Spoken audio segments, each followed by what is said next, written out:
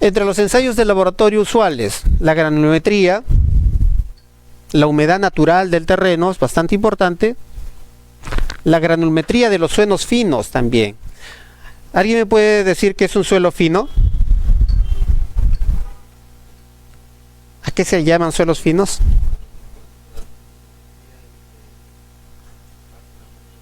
Correcto. Dentro de la clasificación SUX, cuando los suelos, el porcentaje de finos pasa el tamiz número 200, se dice suelo fino, ¿no es cierto? Y el restante, suelo granular, entendiéndose como suelo granular a las arenas y a las gravas. Ok, muy bien. Entonces, para los suelos finos también se hace una granulometría por un método diferente. Se calculan los límites líquido y plástico. Vamos a explicar un poquito más en qué consiste, qué es un límite líquido plástico. El peso específico de los suelos, ahora ya tienen claro, ¿no? El peso unitario, el peso aparente también es importante. La humedad óptima y la densidad, ¿no? Utilizando un criterio de compactación, puede ser energía Proctor estándar o modificada. La modificada es aquella que emplea mayor energía de compactación. Estos son los, existen más, por supuesto. Por ejemplo, el ensayo de equivalente de arena es muy importante. No está acá, pero ya lo digo.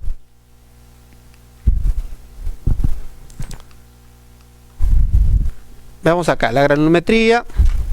¿Cómo se determina? A través de tamices. Todos hemos llevado el curso de mecánica de suelos. Es simplemente una separación de los tamaños, ¿no? Está estandarizado. Puede ser manual como puede ser mecánico, también utilizando un equipo que vibra y empieza a tamizar, ¿no? Y los materiales van pasando de acuerdo a los tamaños. Otro ensayo importante es la obtención de los límites de consistencia. ¿Qué cosas son los límites de consistencia? Existen tres. De los tres, dos son los más utilizados, el límite plástico y el límite líquido. ¿Qué cosas son los límites plástico y líquido? Claro, o sea, indica algo, es un indicador de algo, pero ¿qué es en sí? Exacto, es el contenido de humedad de agua que tiene el suelo. Pero entonces, ¿por qué se llama límite plástico líquido? Justamente porque ese contenido de humedad es el punto de quiebre, es un umbral entre el comportamiento, en este caso el líquido, por ejemplo, ¿no? Comportamiento líquido a comportamiento plástico. Es un contenido de humedad límite. O sea, si tiene más humedad, se va a comportar como un líquido. Si tiene menos humedad, va a estar en el rango plástico. ¿Y acá qué pasaría? Si tiene un poquito más de humedad, va a ser plástico. Y si tiene menos humedad, va a ser un suelo semirrígido. Vamos a ver en otro esquema más adelante para entender. Ojo, acá, ¿cómo obtengo el límite plástico? Hago un choricito y empiezo, ¿no?, a frotar, y con el calor voy quitándole humedad. Llego hasta un diámetro de 3 milímetros y sigo, ¿no? Seguramente todavía va a seguir ahí. ¿Cuándo yo voy a determinar la humedad? Cuando empiece a aparecer algunas fisuritas. En ese momento tomo la muestra y meto en una cápsula y coloco al horno y determino la humedad. Calculo el peso previamente, ¿no? Y luego el peso después del horno. Y tengo el contenido de humedad. Ese contenido de humedad se denomina límite plástico. Y para el límite líquido utilizo la cuchara de Casagrande, ¿no? Tengo el material con mayor humedad, doy 25 golpes y saco la muestra, ¿no? Y luego hago una correlación y así obtengo la humedad del límite líquido. A ver, todos tenemos una idea de qué cosa es grava, arena, pero para uniformizar un poquito, ¿no? Por ejemplo, esta es una grava, una arena gruesa que va desde el tamiz número 4. ¿Cuál es el límite superior, el tamaño máximo? 3 pulgadas, o sea, 7.5 centímetros. Normalmente se especifica los suelos de 3 pulgadas para abajo, ¿no? Arena media, Mire, comparemos arena gruesa, arena media, una arena fina. En la naturaleza no siempre tenemos así los suelos ideales, ¿no? Están entreverados y existe un porcentaje de cada fracción. Esta sería una grava limpia, no tiene finos, ¿no? Entonces no tendría que tener cohesión, pero sí fricción, porque la fricción es la fricción entre los granos, pero no tiene cohesión. ¿Qué es la cohesión? Es una propiedad resistente del suelo, ¿no? Debido a una atracción molecular. Entonces las arcillas tienen cohesión, por ejemplo, aunque hay ciertas circunstancias en las que no tienen cohesión también. Esas arcillas blandas que tienen poca resistencia, esas suelen no tener cohesión. Gravas con finos pueden tener, estando bien compactas, pueden presentar alguna cohesión. Un ejemplo, en la Costa Verde del acantilado, es un material granular. ¿Quién diría, no? Un material granular no tiene cohesión, pero estamos viendo un talud casi vertical. ¿Por qué? Porque naturalmente pareciera que tuviera cierta cementación, ¿no? Natural, por cierto, ¿no? Entonces eso le confiere esa propiedad, por eso que se tienen taludes casi verticales. Pero si ese material extraigo y yo pongo dentro de esta bandeja así tal cual, y luego quiero reconformar, ¿podré reconformar un talud como el que está? Ya no, porque ya he roto la estructura. ¿Ok? Podré conformar con cierta pendiente, sí, probablemente, pero tal cual, ya no. Estos son los suelos finos en laboratorio, con cierta humedad, como se aprecia, y en el terreno. Un ejemplo, por ejemplo, de una excavación, ¿no? De suelos finos. Finalmente, la granulometría se traduce o se representa en una curva, en la que se expresa el porcentaje acumulado que pasa, y en la parte horizontal los diámetros, los tamaños, ¿no? Entonces acá tenemos diferentes curvas. Fíjense, a un lado, con diámetros mayores, tenemos esta curva que representa un material más granular, y al otro extremo, en el punto 5, tenemos un material más fino. Cuanto más tendidos, más suave sea la curvatura, es un material que tiene todos los tamaños. Por tanto, si queremos compactar adecuadamente, nos interesa un material que tenga esta curvatura, o que tenga una curvatura así como la 2, más paradita. La primera, suave. ¿Por qué? Porque tiene todos los tamaños y se van a ir adecuando entre los van a ir tapando todos los vacíos, y vamos a lograr una mejor compactación. Mientras este material, por ejemplo, el 2, es casi vertical, una granulometría abierta, o sea, tiene casi un solo tamaño nada más, como la arena de playa, por ejemplo, ¿no? Tiene casi un solo tamaño. Entonces no es un buen material, por ejemplo, para ciertas aplicaciones en las cuales yo quiero compactar, ¿no? Es por eso que una arena no logro compactar bien. A veces es difícil compactar una arena uniforme, pero sí me puede servir para otros usos, por ejemplo como material de filtro, ¿no? Para su drenaje. O sea, podemos darle otras aplicaciones, no es que este material esté descartado totalmente.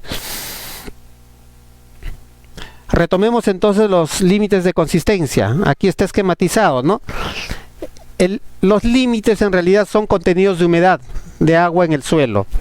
Pero, ¿por qué se llaman límites? Porque establecen los umbrales, los puntos de quiebre entre el comportamiento del suelo. Si tiene menos humedad a partir de este límite, se comportará como un líquido. Si tiene un poquito más de humedad, entrará a un estado plástico. Y si tiene más humedad el suelo, va perdiendo, estoy yendo al revés, disculpen, ¿no? Si tiene menos humedad, acá si tiene más humedad sería líquido, si tiene menos humedad, plástico. Si tiene menos, en un estado semisólido, y si tiene mucho menos, estará totalmente sólido, ¿no? Entonces, recuerden, los límites son simplemente contenidos de humedad y representan los umbrales, y con estos límites se puede clasificar el suelo fino a través de esta carta de Casagrande, esta carta de plasticidad. Entonces, cualquier tipo de suelo fino, ¿cómo lo clasifico? A través de esta carta de plasticidad. Y les tiene que quedar claro. Por ejemplo, Imagínense ustedes un suelo con un índice, con un límite líquido de 40 y luego un límite plástico de 10. Muy bien, límite líquido 40 e índice y límite plástico de 10. ¿Cómo obtengo el índice de plasticidad? Es la resta. Es la resta. El índice de plasticidad es la resta entre el límite líquido menos el índice plástico, ¿no? También se expresa en porcentaje. Entonces el índice de plasticidad, habíamos dicho 30 menos 10, 20% también, ¿no? El índice de plasticidad no es otra cosa, miren, si es la resta de este menos este, nos dice el rango plástico de ese material fino, ¿no? El rango plástico. Bien, entonces si tenemos estos datos, para clasificar qué tipo de materiales entramos a la carta de Casagrande. 30, límite líquido, y el IP es 20. 20, justo ahí en el clavo. Miren, ¿qué es? CL. C es de arcilla, por las siglas en inglés, clay, ¿no? L, low, bajo, H, high, alto, alta plasticidad, alta compresibilidad, baja compresibilidad.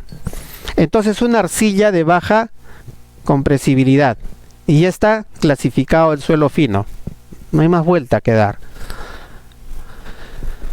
En términos prácticos les puedo decir que si tenemos suelos que clasifiquen de este cuadrante, o sea con un límite líquido mayor a 50, hay que tener bastante cuidado porque son altamente compresibles. High, una arcilla altamente compresible, un M es limo de mud, limos altamente compresibles, o es de material orgánico o material orgánico altamente compresible. Entonces cuando cae acá, presten bastante atención porque son suelos muy malos, ¿no? Igual acá cuando se aproximen a esta zona también hay que tener cierto cuidado, ¿no? Existe una región acá, si cae dentro de esta región, entre el IP entre 4 y 7, en el cual el suelo podría tener una doble clasificación. Podría ser una arcilla con un CL o ML, o sea, arcilla y limo a la vez. ¿Ya? Bien, entonces, por un lado tenemos la granulometría y por otro lado tenemos los límites de consistencia. Con estos dos ensayos, nosotros vamos a poder clasificar los suelos si tomamos en cuenta el sistema de clasificación unificado, el SUCS.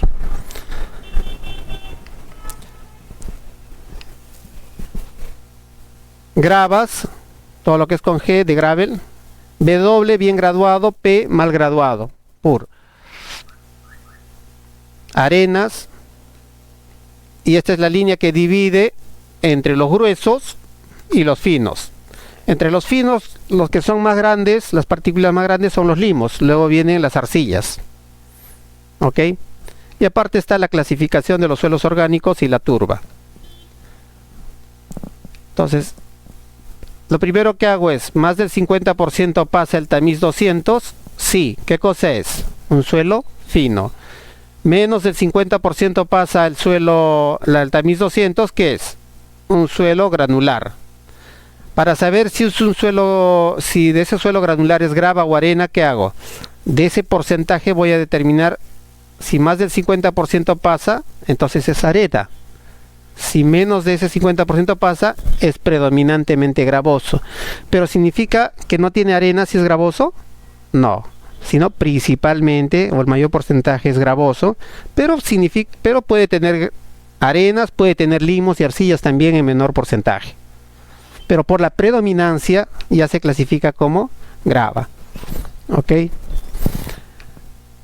Si es bien o mal graduado, va a depender justamente de la curvatura, de la curvatura del cual hablaba, ¿no?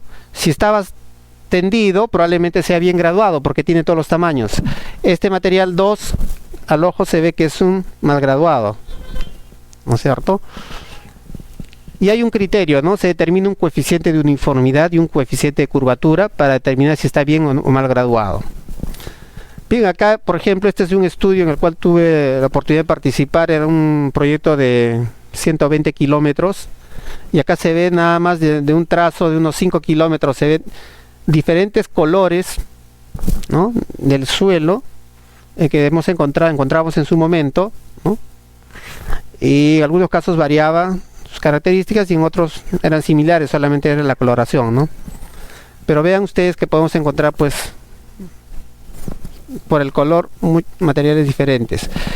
¿Cómo determino si es bien graduado o mal graduado? En el caso de las gravas, por ejemplo, acá hay una relación que es el coeficiente de uniformidad y el coeficiente de curvatura. No es otra cosa que la relación de diámetros. ¿Pero qué diámetros? Son diámetros que corresponden al 60% que pasa. Entonces llego a la curva y obtengo el diámetro. Al 10%, me voy acá al 10%, intercepto la curva y bajo. Obteniendo los tamaños, los diámetros correspondientes, hago la relación y determino el coeficiente de curvatura. De manera de uniformidad. De manera similar para el coeficiente de curvatura, ¿no?, en el cual además interviene el diámetro 30.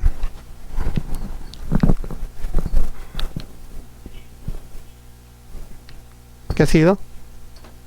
¿Me puede ayudar, por favor?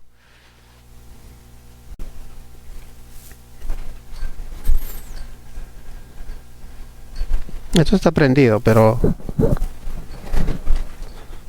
¿o será esto de acá?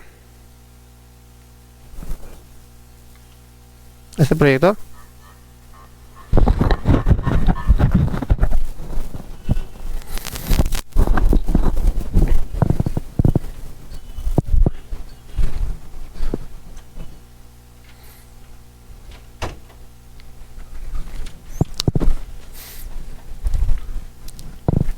En la tarde, ¿a qué hora retomamos? Mientras se restablece la imagen.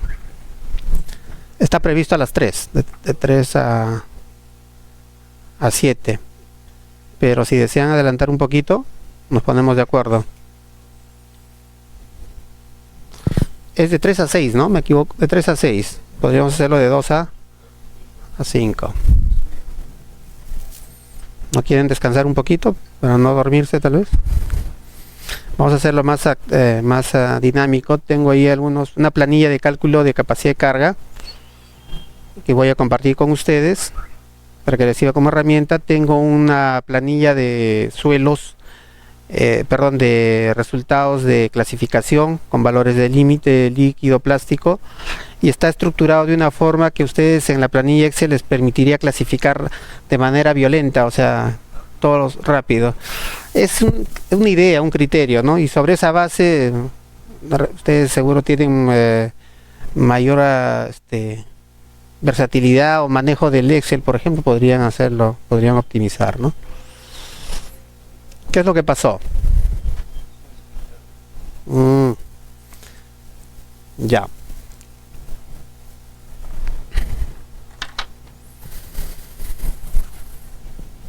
Entonces estamos diciendo que para determinar si es bien graduado o mal graduado va a depender de la determinación de estos coeficientes, que está relacionado con la forma de la curva. Y existen unos criterios, ¿no? Si esto es mayor que 4 y el coeficiente de curvatura entre 1 y 3 para las gravas, por ejemplo, entonces dice que es bien graduado. Para las arenas, si esto es mayor a 6, se dice que también es bien graduado. Bien. Para arenas es 6 acá el valor. Y esto sí se mantiene entre 1 y 3. Para gravas, 4.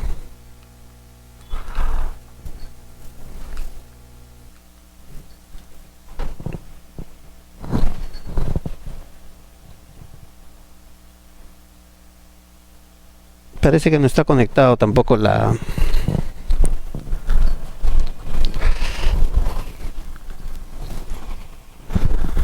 la batería se está agotando y no pasa la energía acá, no está la lucecita prendida, no hay contacto con la, creo que es abajo en la...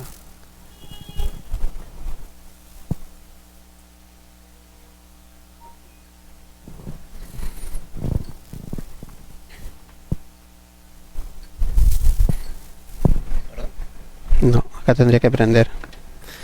Creo...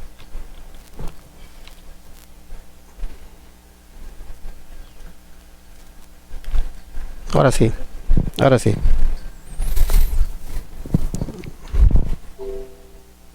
De nuevo, ¿ah? Se ha ido de nuevo. Sí, no hay un buen contacto, me parece.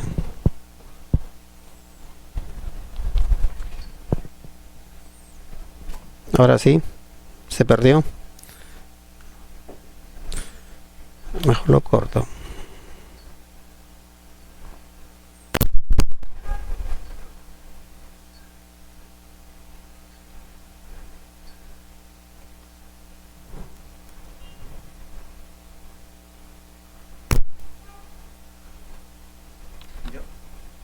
Sí, ahora sí.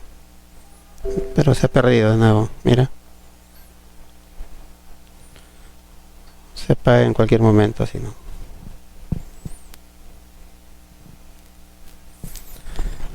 ¿Ya llevaron pavimentos ustedes?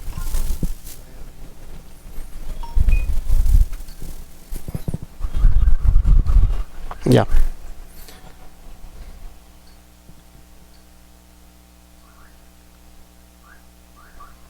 Ok, continuamos. Bien, señores, avancemos entonces.